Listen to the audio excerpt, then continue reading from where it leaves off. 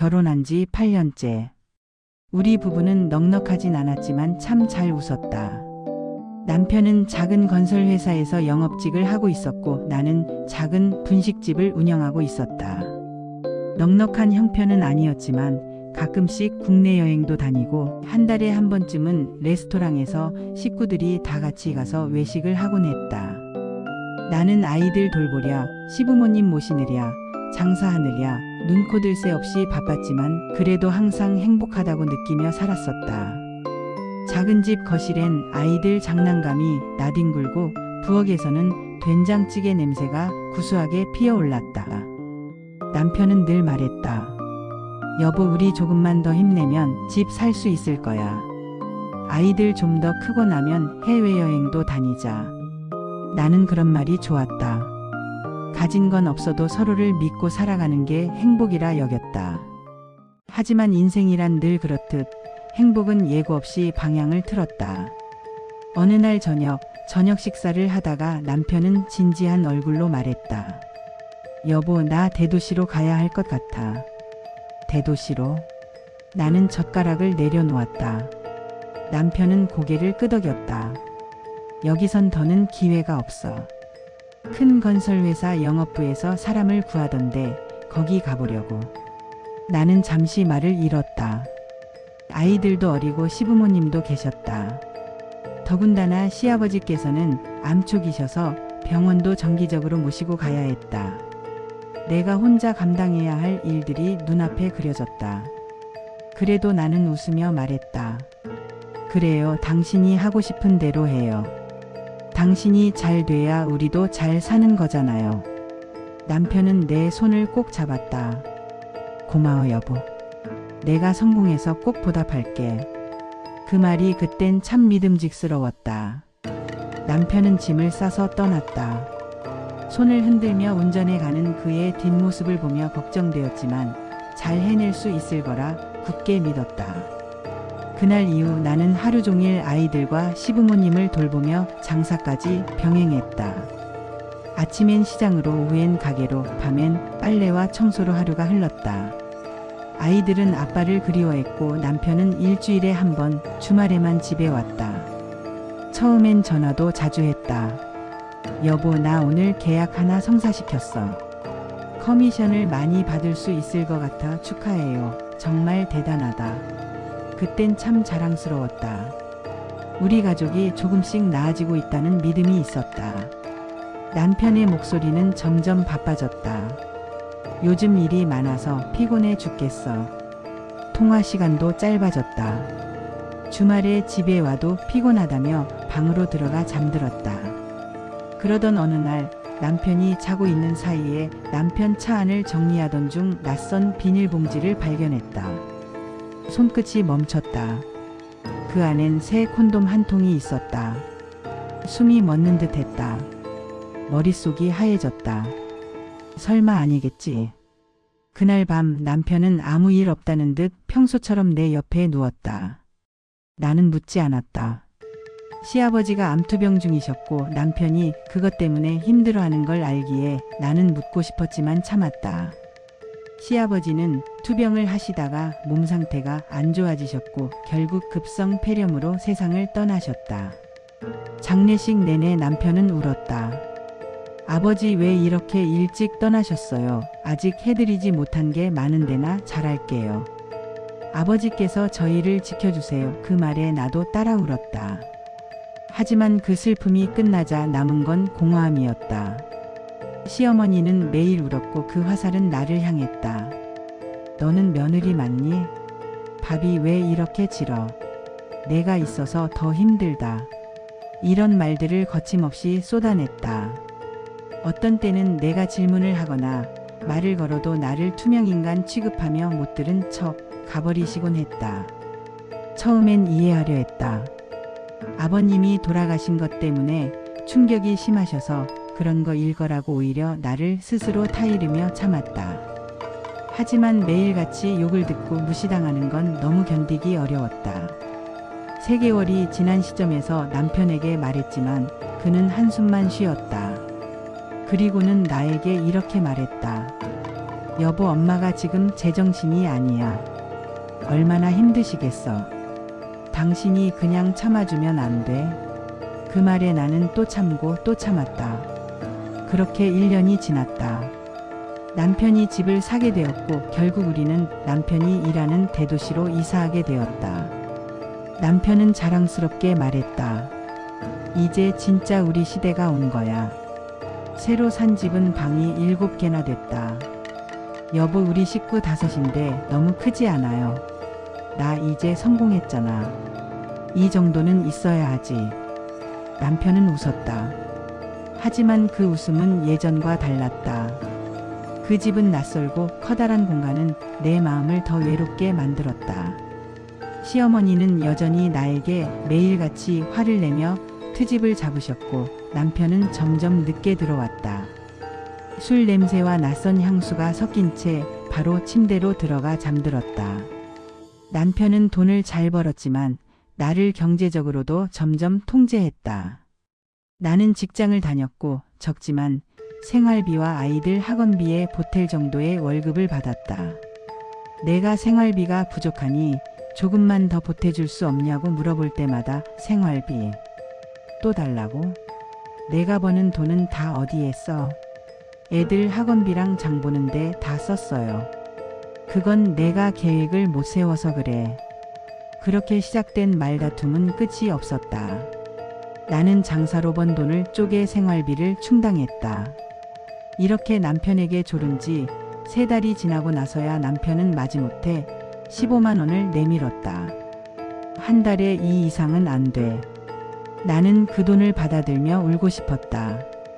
남편은 억대의 연봉을 받고 다니는 사람인데 이 정도밖에 안 준다고? 그래도 없는 것보다는 나으니까 그때부터였을 거다. 내가 남편을 남처럼 느끼기 시작한 건 어느 날 남편이 쓰지 않던 폰을 정리하다가 우연히 폰이 켜졌다. 그 안에는 채팅앱 메시지들이 가득했다. 오늘은 어디서 봐요? 저번에 갔던 그 호텔? 당신이랑 있는 시간이 제일 좋아요. 낯선 여자 이름들, 그 옆엔 하트 이모티콘. 숨이 막혔다. 손이 떨렸다. 나는 한참을 가만히 화면을 바라보다가 핸드폰 화면을 꺼버렸다. 이걸로 뭐가 달라질까? 애들 아빠인데. 그날 밤 남편은 아무 일 없다는 듯 내게 말했다. 여보, 내일 애들 데리고 나가서 좀 쉬어. 나는 내일 주말에도 회사에 나가서 일해야 될 것 같아. 나는 웃으며 고개를 끄덕였지만 마음은 무너져 내렸다. 며칠 동안 나는 잠을 거의 못 잤다. 남편이 늦게 들어오는 날이면 다른 여자를 만나러 다니는 거 아닐까 하는 의심이 점점 더 커졌고 결국 나는 위치 추적기를 남편 차에 몰래 달았다. 남편이 출근하고 나면 그의 차 위치를 검색했다. 하루, 이틀, 3일. 남편은 퇴근 후 늘 일정한 곳으로 향했다. 저긴 뭐지? 그 주소를 찍어보니 어떤 주택가의 한 집이었다. 밤마다 그곳에서 2~3시간을 머물렀다. 때로는 그 집에서 누군가를 태우고 식당으로 혹은 호텔로 향했다. 내 심장은 미친 듯 뛰었다. 그리고 어느 날 위치 추적기에 남편의 차가 해변가 근처 고급 숙소에 멈춰 있는 것을 보았다. 오늘은 끝을 보자. 나는 아이들을 친정에 맡기고 그 숙소로 향했다. 1시간 정도 걸렸다. GPS를 보니 그들은 아직 그 숙소에 있었다. 4시간째였다. 그때 한 쌍의 남녀가 그 집에서 나와 차를 타고 가는 걸 지켜보았다. 남편과 내연녀였다. 가슴이 쿵쾅거렸지만 그들을 놓칠세라 그 뒤를 따라갔다. 차가 그 집을 나서 근처 식당가로 향했다. 나는 차를 몰아 그쪽으로 갔다. 식당 주차장에 도착해서 둘러보니 익숙한 남편 차가 있었다. 레스토랑이 그 주변에 그리 많지는 않아서 남편을 찾는 건 어렵지 않았다. 어두운 레스토랑 안 창가 자리에서 남편이 웃고 있었다. 맞은편엔 여자가 있었다. 얼굴은 보이지 않았지만 분위기만 봐도 알 수 있었다. 나는 출입구 손잡이를 쥐었다 놓았다. 결국 들어가지 못했다. 나는 차에 앉아 있었다. 유리창 너머로 남편의 웃는 얼굴이 보였다. 그 웃음이 낯설었다. 집으로 돌아오는 길 눈물이 멈추지 않았다. 속에서 뜨거운 것이 치밀었다. 하지만 집에 도착했을 땐 다시 평온한 얼굴을 해야 했다. 아이들이 보고 있었으니까. 남편은 그날 늦게 들어왔다. 회사 사람들하고 저녁 먹었어. 나는 아무 말도 하지 않았다. 하지만 그날 밤 그가 잠든 뒤 베개를 꼭 끌어안고 울었다. 나는 도대체 왜 이렇게 바보 같을까? 며칠 후 나는 마음을 다잡았다. 이번엔 확실히 확인하자. 남편이 집을 나서자마자 GPS를 확인했다. 이번엔 호텔이었다. 심장이 쿵 내려앉았다. 또야. 나는 손끝이 차가워졌다. 차를 운전해서 그곳에 가니 주차장에 역시나 남편의 차가 주차되어 있었다. 언제 나올까? 나는 화장실을 가고 싶었지만 그들이 언제 나올지 몰라 꾹 참고 기다렸다. 하지만 남편은 3시간이 넘어도 나오질 않았다. 나는 학교를 마친 아이들을 픽업해야 했다. 어쩔 수 없이 남편을 만나지 못하고 돌아와야만 했다. 그렇게 몇 주가 흘렀다.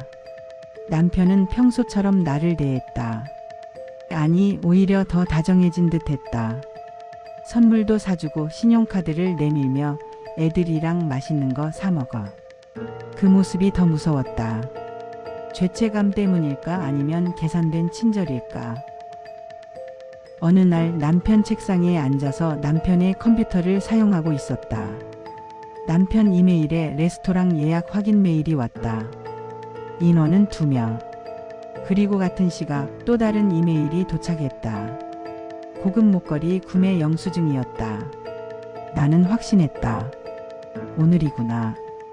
그날 저녁 위치 추적기를 보니 남편이 회사에서 퇴근하는 듯 했다. 남편의 차는 항상 가던 그 집으로 가서 여자를 데리고 저녁을 먹으러 그 예약한 레스토랑으로 갔다. 나는 그들이 도착한 걸 확인하자마자 차를 몰았다. 도착한 레스토랑 안, 고급진 분위기의 레스토랑 안쪽의 테이블에 남편은 여자와 마주 앉아 있었다. 웃으며 그녀의 머리를 다정히 넘겨줬다. 그 순간 피가 거꾸로 솟았다. 나는 테이블로 다가갔다. 10m도 되지 않는 그 길을 걸어가는 사이에 나는 온갖 시나리오를 떠올려가며 어떻게 얘기를 해야 할까 고민했다. 나는 그 테이블로 걸어가 나지막한 목소리로 얘기했다. 여기서 뭐 하고 있는 거야? 여보. 남편이 놀라서 일어났다. 당신이 왜 여기 있어? 나는 조용히 물었다. 이 여자는 누구야? 여자는 놀란 표정으로 말했다.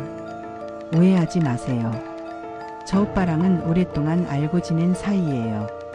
남편도 얼른 거들었다. 그래, 10년 넘게 알고 지낸 동생이야. 이상한 생각하지 마.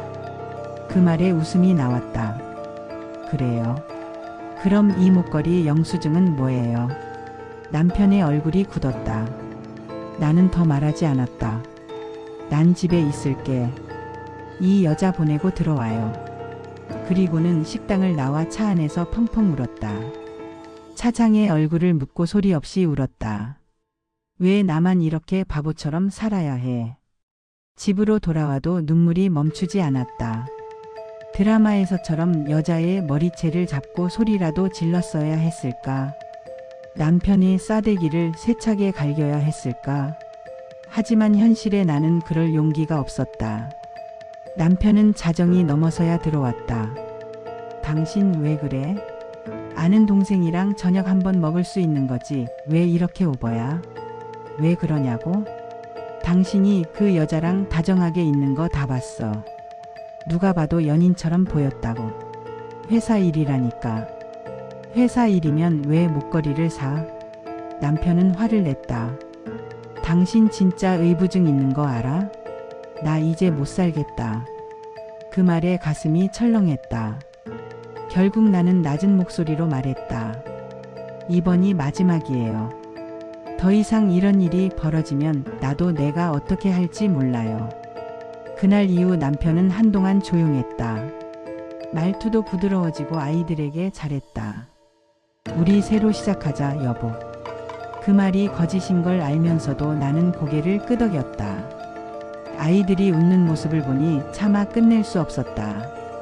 하지만 평온은 오래가지 않았다. 몇 달 뒤 남편은 다시 출장과 회식이 잦아졌다. 오늘은 접대가 있어서 늦어. 출장이 일주일이나 된다고? 나는 아무 말도 하지 않았다. 그저 무덤덤하게 고개만 끄덕였다. 내 안의 감정은 이미 식어가고 있었다. 어느 날 남편이 샤워 중일 때 핸드폰이 울렸다. 오늘 그곳에서 봐요. 짧은 메시지. 이름은 저장되지 않았지만 대화 내용은 분명했다. 나는 조용히 핸드폰을 내려놓았다. 더 이상 놀랍지도 않았다. 그저 마음이 공허했다. 창밖에선 비가 내리고 있었다. 그날 밤 남편은 아무렇지 않게 내 곁에 누웠다. 나는 등을 돌렸다. 그가 내 어깨를 감싸려 하자 조용히 말했다. 나 오늘 피곤해요. 그만해요. 남편은 말없이 손을 거뒀다. 그 침묵 속에서 모든 게 끝나버린 기분이었다. 다음 날 아침 나는 변호사 사무실을 찾아갔다. 처음엔 발걸음이 무거웠지만 문을 닫고 나올 때는 이상하게 마음이 가벼웠다. 돌아오는 길에 하늘이 맑았다. 이제 진짜 끝이구나. 하지만 막상 집에 오니 아이들 사진이 눈에 들어왔다. 첫째의 웃는 얼굴, 둘째의 손자국이 찍힌 액자. 눈물이 났다. 이 아이들에게 아빠 없는 세상을 만들 수 있을까? 나는 며칠 동안 고민했다. 그리고 서류를 서랍 깊숙이 넣어버렸다. 아직은 아니라고 내 마음이 말했다. 그 후로도 남편의 외도는 계속됐다. 하지만 나는 묻지 않았다. 사랑이 끝나면 미움조차 남지 않는다는 걸 이제야 알았다. 그저 조용히 살아갔다. 아이들과 식사하고 일하고 밤이면 홀로 창밖을 바라봤다. 그때마다 생각했다. 언젠가 이 모든 게 지나가겠지. 사람들은 내게 물었다. 그래도 왜 버텨요? 나는 웃으며 대답했다. 그냥 아직 아이들이 어려서요. 하지만 마음 한켠에서는 알고 있었다. 언젠가는 나도 떠날 거라는 걸. 어느 날 남편이 퇴근에 말했다. 우리 다음 주에 가족 여행 갈까? 나는 그를 바라봤다. 예전엔 설렜을 그 말이 이제는 낯설었다. 미소를 지으며 말했다. 그래요, 좋아요. 하지만 속으로는 생각했다. 당신이 뭘 하고 다니는지 이제 다 알아요. 그래도 난 이제 괜찮아요. 그날 밤 남편은 잠들었고 나는 조용히 창밖을 바라봤다. 달빛이 차갑게 흘렀다. 세상은 여전히 고요했지만 내 마음은 이미 다른 길을 걷고 있었다. 2부에서 계속됩니다.